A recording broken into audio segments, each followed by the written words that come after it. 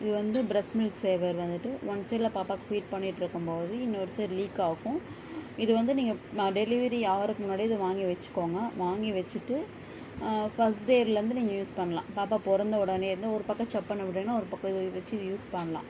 Use பண்ணிங்கன்னா உங்களுக்கு அப்போவே வந்துட்டு இதில் லைட்டாக 2 ml 3 ml அப்படி லீக் மில்க் வரும். 5 ml வரைக்கும் கிடைக்கும்.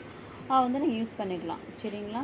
பாப்பாவுக்கு ஃபீட் பண்ணலாம், கொடுக்கலாம். வந்துட்டு அந்த ஃபீட் கூட கொடுக்கலாம். சரிங்களா? நீங்கள் வந்துட்டு இது எப்படி யூஸ் பண்ணுறது என்ன ஏதுன்னு நான் உங்களுக்கு சொல்கிறேன்.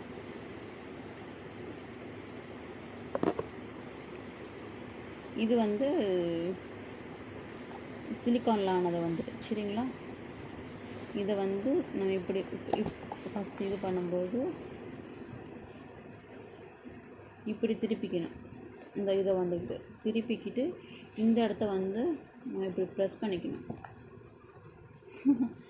ப்ரெஸ் பண்ணிவிட்டு இது நம்ம நிப்பிளில் இது வந்து இப்படி வச்சுட்டு இப்படி போட்டுக்கணும். இப்படி போட்டால் பாருங்கள் எப்படி நின்றுக்குச்சுன்னு சொல்லிட்டு.